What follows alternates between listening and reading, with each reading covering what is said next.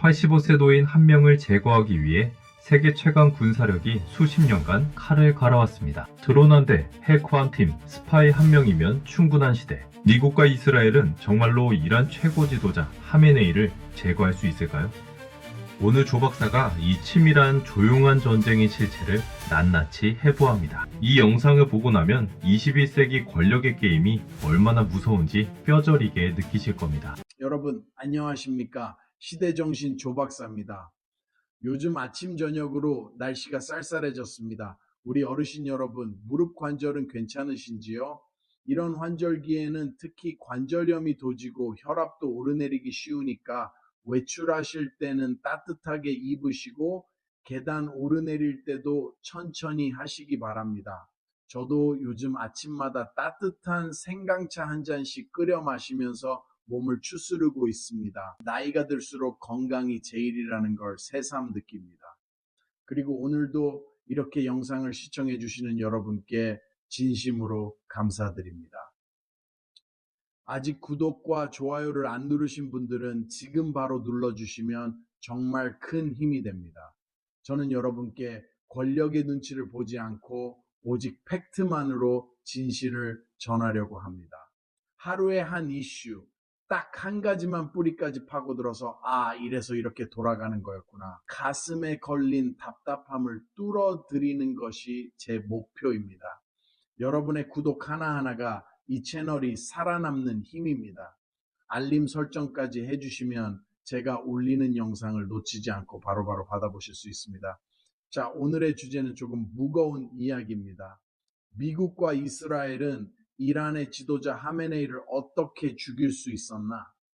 표현이 직설적입니다만 이 문제를 우회해서는 현재 벌어지고 있는 21세기 권력 게임의 실체를 볼 수 없습니다. 이건 누군가를 공격하자는 이야기가 아니라 이미 강대국들이 어떤 수준의 정밀 제거 능력을 구축해 놓았는지 그 냉혹한 현실을 직시하자는 이야기입니다. 먼저 팩트부터 정리하겠습니다. 이란의 최고 지도자 아야톨라 알리 하메네이는 1939년생으로 현재 85세입니다. 1989년 호메이니 사후 최고 지도자 자리에 올라 지금까지 35년간 이란을 실질 지배해 왔습니다. 대통령이 따로 있지만 헌법상 군대, 정보기관, 핵 프로그램, 외교 정책에 대한 최종 결정권은 모두 하메네이에게 집중되어 있습니다. 쉽게 말해 이란판 황제입니다. 이 한 사람이 죽거나 무력화되면 어떤 일이 벌어질까요? 단순히 한 나라의 지도자가 바뀌는 수준이 아닙니다. 레바논의 헤즈볼라, 예멘의 후티 반군, 시리아의 아사드 정권, 이라크의 시아파 민병대까지 중동 전역에 퍼져 있는 이란의 대리 세력들이 모두 흔들립니다. 이것이 바로 미국과 이스라엘이 하메네이를 제거 1순위 표적으로 삼는 이유입니다. 미국과 이스라엘의 이란 압박은 단순한 위협이 아닙니다. 이들은 이미 실전에서 검증된 정밀 제거 능력을 보유하고 있습니다. 구체적인 사례들을 살펴보겠습니다. 2020년 1월 3일 이라크 바그다드 공항에서 벌어진 가셈 솔레이마니 암살 사건입니다. 솔레이마니는 이란 혁명 수비대 쿠드스군 사령관으로 하메네이 바로 다음가는 2인자였습니다. 미군은 MQY 리퍼 드론을 이용해 그가 탄 차량을 정확히 타격했습니다. 여기서 주목할 점은 미군이 솔레이마니의 이동 경로, 탑승 차량, 동승자까지 실시간으로 파악했다는 사실입니다. 이는 이란 고위층의 동선이 이미 미국 정보망 안에 들어와 있음을 보여주는 결정적 증거입니다. 2020년 11월엔 이란의 핵무기 개발 책임자 모센 파크리자데가 테헤란 인근에서 암살되었습니다. 이란 정부 조사 결과 이스라엘 모사드의 소행으로 결론 지어졌습니다. 놀라운 것은 암살 방법이었습니다. 인공지능이 탑재된 원격 조종 기관총이 사용되었고 작전 후 모든 장비가 자폭했습니다. 현장에 직접 투입된 요원 없이 원격으로 정밀 타격을 수행한 것입니다. 물리적 암살과 함께 사이버 공격도 지속되고 있습니다. 2010년 발견된 스톡스넷 악성 코드는 이란 나탄즈 핵시설의 원심 분리기를 물리적으로 파괴했습니다. 단순한 해킹이 아니라 산업용 제어 시스템에 침투해 회전 속도를 미세 조작하여 금속 피로를 유도하는 군사급 사이버 무기였습니다. 미국과 이스라엘 공동 개발로 알려져 있으며 이로 인해 이란의 우라늄 농축 프로그램은 최소 2년 이상 후퇴했습니다. 이런 사례들을 종합하면 하나의 그림이 보입니다. 미국과 이스라엘은 이란을 향해 3중 압박 시스템을 구축해 놓았습니다. 첫째, 경제 제재를 통한 국가 전체의 목줄 죄기입니다. 1995년부터 시작된 미국의 대이란 제재는 이란 경제를 마비 직전까지 몰아넣었습니다. 이란의 석유 수출량은 제재 이전 대비 70% 이상 감소했고 이란 리알화 가치는 10분의 1 수준까지 폭락했습니다. 둘째, 사이버 공격과 파괴 공작을 통한 핵 군사 프로그램 방해입니다. 스톡스넷 이후에도 이란의 핵시설과 군사시설에선 의문의 폭발과 화재가 지속적으로 발생하고 있습니다. 2021년 나탄즈 핵시설 전력 공급시설 폭발, 2022년 이스파한 군수공장 화재 등이 대표적 사례입니다. 셋째, 핵심 인물에 대한 정밀 표적 제거입니다. 솔레이마니와 파크리자데 암살은 단순한 개별 사건이 아니라 체계적인 참수 작전의 일환입니다. 2010년 이후 이란에서 의문사한 핵과학자와 군사기술자만 최소 7명에 달합니다. 그렇다면 실제로 하메네이를 제거할 기술적 역량이 있을까요? 냉정하게 분석하면 답은 충분히 가능하답니다. 정보 수집 측면에서 미국과 이스라엘은 이란 내부에 광범위한 첩보망을 구축해 놓았습니다. 하마스 지도자 하니에가 테헤란 한복판 귀빈 숙소에서 폭사한 사건에서 보듯 이들은 이란 수도권 핵심 지역까지 침투할 수 있는 작전 능력을 보유하고 있습니다. 군사적 타격 수단 역시 다양합니다. 미군의 MQ-9 리퍼 드론은 이미 솔레이마니 암살에서 그 정확성을 입증했습니다. 이스라엘의 F-35Y 아디르 스텔스 전투기는 이란 영공을 탐지당하지 않고 침투할 수 있는 능력을 갖추고 있습니다. 지하 벙커 공격용으로는 미군의 GBU-57 MOP 대형 관통탄과 있어 지하 60m까지 관통 가능합니다. 능력이 있다면 왜 아직 실행하지 않았을까요? 이 질문에서 국제정치의 냉혹한 계산법이 드러납니다. 하메네이를 제거할 경우 예상되는 후폭풍이 너무 크기 때문입니다. 첫째, 이란 내부의 권력 공백으로 인한 혼란입니다. 후계 구도가 불분명한 상황에서 하메네이가 갑작스럽게 사라지면 혁명 수비대, 개혁파, 보수파 간의 권력 투쟁이 격화될 수 있습니다. 이는 오히려 더 강경한 세력이 권력을 잡을 위험성도 내포하고 있습니다. 둘째, 중동 전역의 시아파 무장 세력들의 보복입니다. 헤즈볼라, 후티 반군 등이 일제히 반발할 경우 중동 전체가 화약고가 될 수 있습니다. 특히 호르무즈 해협이 봉쇄되면 전 세계 석유 공급망에 치명적 타격을 줄 것입니다. 셋째, 국제법적 정당성 문제입니다. 공식 선전포고 없이 타국 지도자를 암살하는 것은 명백한 국제법 위반입니다. 이는 미국과 이스라엘의 국제적 고립을 초래할 수 있습니다. 현재의 상황을 한마디로 요약하면 칼끝을 목에 댄 채 기다리는 상태입니다. 미국과 이스라엘은 언제든 하메네이를 제거할 수 있는 능력을 갖추고 있지만 그로 인한 파장을 감당하기 어려워 실행을 유보하고 있는 것입니다. 하지만 이 균형은 언제든 깨질 수 있습니다. 이란이 핵무기 개발을 완료 직전까지 밀고 나가거나 이스라엘에 대한 직접적인 대규모 공격을 감행할 경우 미국과 이스라엘은 더 이상 기다리지 않을 가능성이 높습니다. 지금 우리가 목격하고 있는 것은 21세기 권력 게임의 새로운 양상입니다. 전면전 없이도 핵심 인물 몇 명을 정밀하게 제거하여 적국을 무력화시키는 시대가 온 것입니다. 하메네이 문제는 이 새로운 시대의 가장 극단적인 시험대일 뿐입니다.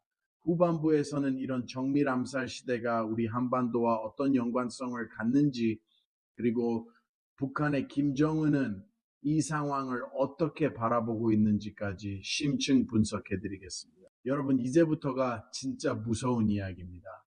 이 하메네이 문제가 먼 중동 사막의 남의 집 이야기가 아니라는 점입니다. 바로 우리 머리 위 저 북쪽 38도선 넘어 평양을 겨누고 있는 시나리오와 판박이라는 사실 때문입니다. 김정은이 왜 밤잠을 설치며 지하 벙커를 파고 또 파는지 아십니까? 2020년 1월 3일 바그다드 공항에서 솔레이마니가 드론 한 방에 가루가 되는 걸 생중계로 지켜본 그 순간 김정은은 아마 오줌을 지렸을 겁니다. 이란의 2인자가 그렇게 허무하게 죽는 걸 보면서 다음은 내 차례라는 공포에 떨었을 것입니다. 그래서 북한은 지금 핵탄두 50개 이상을 보유한 것으로 추정됩니다. ICBM 화성 17호는 미국 본토까지 타격할 수 있는 사거리 15,000km를 갖췄습니다. 잠수함 발사 탄도미사일까지 개발해서 바다 밑에서 기습 공격할 수 있는 능력을 키우고 있습니다. 이 모든 게 하메네이와 카다피, 솔레이마니의 운명에서 배운 교훈 때문입니다. 핵무기 없이는 살아남을 수 없다는 절박한 생존 본능 말입니다. 여기서 저는 이 질문을 안 할 수가 없습니다. 우리가 어떻게 피땀 흘려 세운 나라인데 이 무시무시한 권력 게임판에서 또 농락당해야 하느냐. 1950년 6월 25일 새벽 4시 북한군 탱크가 38선을 넘어오던 그 순간부터 우리 국민 150만 명이 목숨을 잃었습니다. 서울이 석 달 만에 4번이나 주인이 바뀌는 참혹한 전쟁이었습니다. 부산 피난민 수용소에서 굶어 죽은 어린아이들, 1.4 후퇴 때 영하 20도 혹한에 얼어 죽은 피난민들, 흥남부두에서 생이별한 가족들의 통곡 소리가 아직도 우리 귀에 생생합니다. 그 폐허 위에서 우리는 맨손으로 일어섰습니다. 1960년대 우리나라 1인당 국민소득이 79달러였습니다. 필리핀 87달러보다 못 살고 가나 70달러와 비슷한 수준이었습니다. 그때 우리 아버지 세대, 어머니 세대가 무엇을 했습니까? 독일 광부로 간호사로 떠나서 루르탄광 지하 800m에서 석탄 먼지 마시며 곡괭이질하고 뒤셀도르프 병원에서 낯선 독일 할아버지들 대소변 받아내며 피땀 흘려 달러를 벌어왔습니다.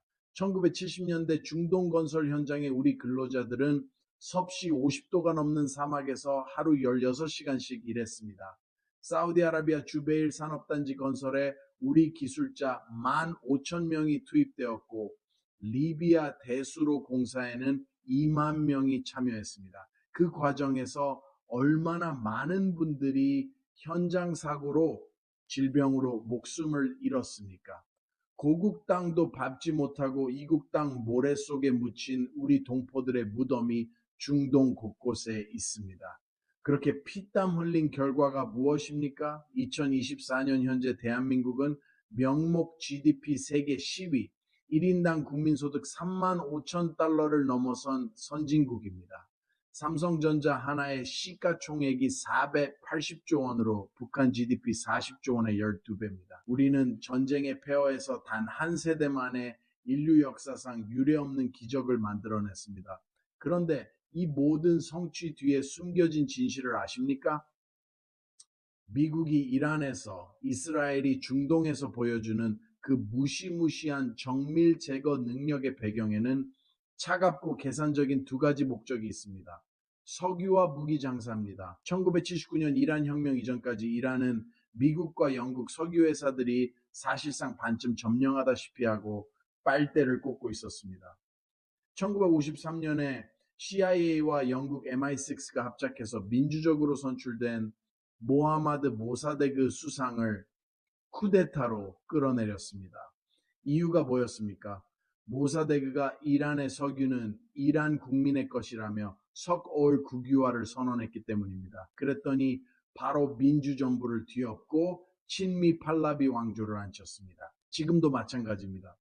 미국의 군산복합체 로키드 마틴의 연간 매출이 700억 달러, 우리 돈으로 95조 원입니다. 레이시온 6, 70억 달러, 보잉 디펜스 260억 달러입니다. 이 회사들이 뭘 팔아서 먹고 삽니까? F-35 전투기 한 대에 1,100억 원, 패트리엇 미사일 시스템 한 세트에 1조 원, TAADF 한 포대에 2조 원입니다. 그런데 이런 무기들이 팔리려면 세계가 어떻게 돼야 합니까? 전쟁의 공포가 유지돼야 합니다. 여기서 우리 대한민국의 아픈 역사를 떠올려야 합니다. 1882년 조미수호 통상조약 체결 당시 미국은 조선의 우방이었습니다. 그러나 1905년 가츠라 테프트 밀약으로 미국은 일본의 조선 지배를 인정했습니다. 우리 선조들이 미국을 믿고 의지했지만 결국 미국은 자국의 필리핀 지배권을 보장받는 대가로 조선을 일본에 넘겨버렸습니다. 1950년 1월 12일 애치슨 라인 선언에서 미국 국무장관 딘 애치슨은 미국의 태평양 방어선에서 한반도를 제외시켰습니다. 이것이 스탈린과 김일성에게 남침의 빌미를 제공했다는 분석이 지배적입니다. 만약 미국이 명확하게 한반도 방어 의지를 천명했다면 6.25 전쟁이 일어났을까요? 국제사회에는 영원한 우방도 영원한 적도 없습니다. 오직 국익만 있을 뿐입니다. 이것이 바로 하메네이를 겨냥한 정밀 암살 시대가 우리에게 주는 냉혹한 교훈입니다. 존경하는 시청자 여러분, 그리고 우리 시니어 세대 여러분, 억울해하지 마십시오. 여러분이 틀린 게 아닙니다. 여러분이 옳았습니다. 빨갱이는 믿으면 안 된다. 안보가 무너지면 다 죽는다는 여러분의 그 투박한 말씀이 지금 21세기 최첨단 전쟁 양상을 보니 100번 1000번 맞는 말이었습니다. 젊은 사람들이 틀딱이라 비하하고 냉전 사고방식이라 비웃어도 기죽지 마십시오. 여러분이 그 냉전 사고방식으로 공산당을 막아냈기에 지금 그들이 스타벅스 커피 마시며 스마트폰 두들길 수 있는 겁니다.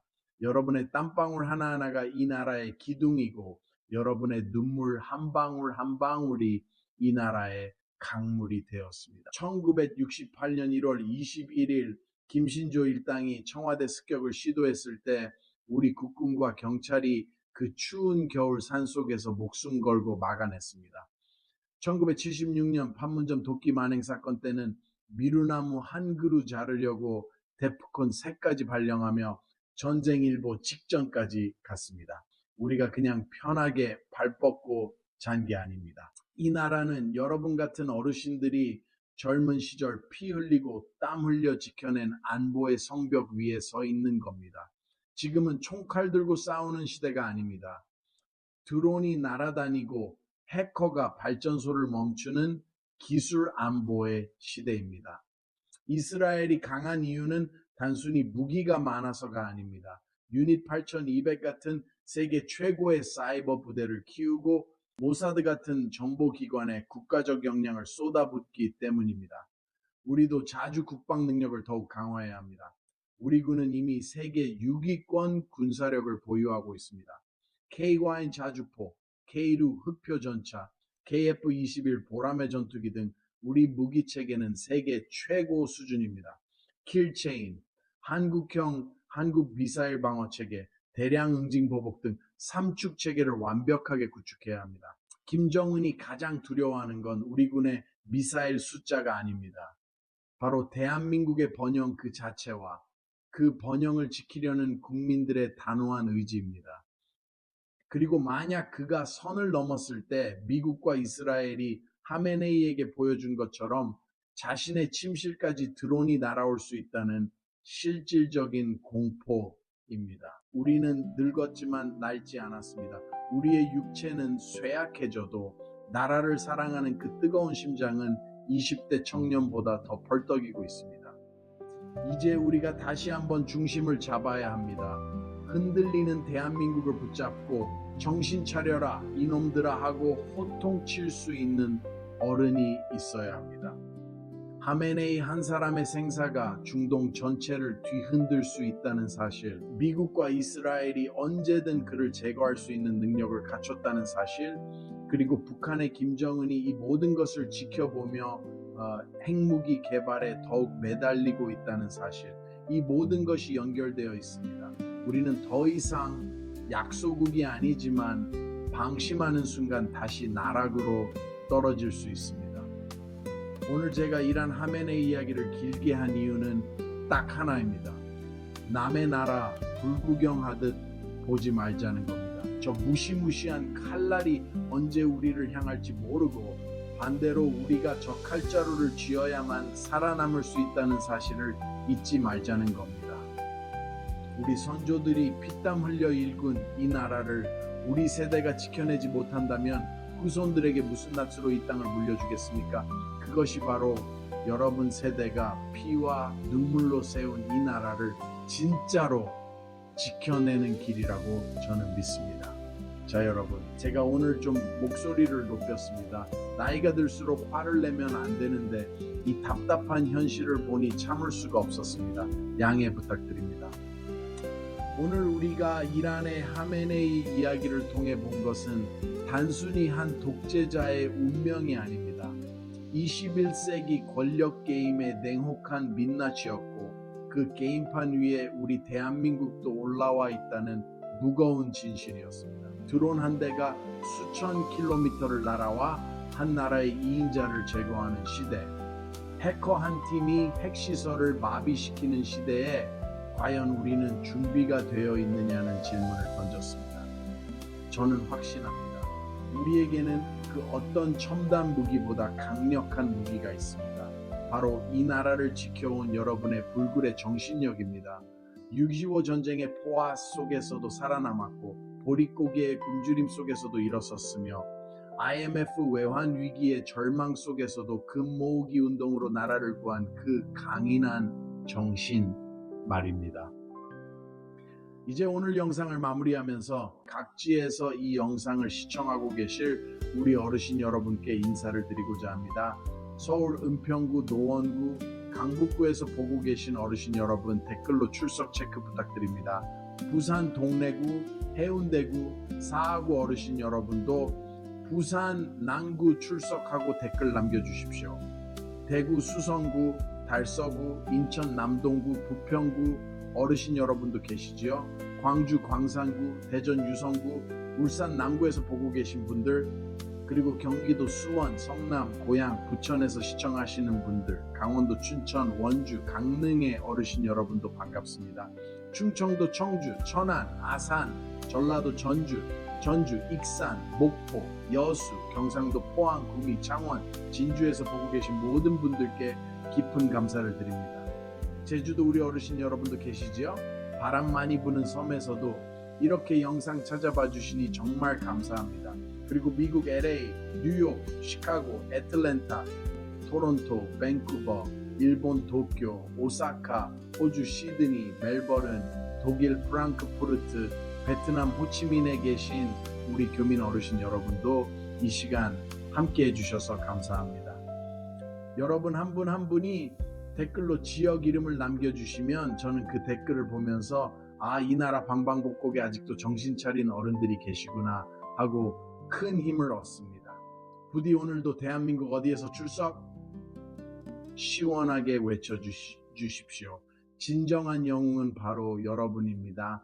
마지막으로 이 말씀만은 꼭 드리고 싶습니다. 이 나라의 진짜 영웅은 청와대에 앉아있는 대통령도 아니고 국회의사당에서 고함치는 국회의원도 아닙니다. 바로 여러분입니다. 아무도 알아주지 않는 공장 구석에서, 시장 좌판 앞에서, 농사 짓는 논밭에서 묵묵히 자리를 지키며 이 나라를 떠받쳐온 평범한 국민 여러분이야말로 진정한 영웅입니다.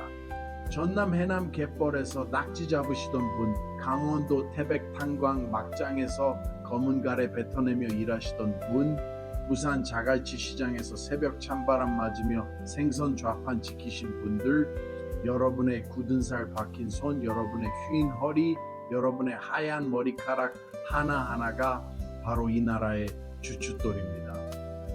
지금 젊은 세대들이 누리는 이 풍요와 자유는 공짜로 온 게 아닙니다. 여러분이 피땀 흘려 일군 기적 위에 서 있는 것입니다. 그러니 누가 뭐라 해도 당당하십시오. 가슴 펴시고 어깨 펴십시오. 여러분은 이 나라를 지켜낸 자랑스러운 세대입니다. 오늘도 이렇게 긴 영상을 끝까지 시청해 주신 모든 분들께 머리 숙여 감사드립니다. 구독과 좋아요, 알림 설정은 제가 이 채널을 계속 운영할 수 있는 힘입니다. 주변에 계신 친구분들, 교회 성도님들, 경로당 어르신들께도 이 채널을 많이 알려주시면 감사하겠습니다. 건강 잘 챙기시고 다음 영상에서 또 뵙겠습니다. 시대정신 조박사였습니다.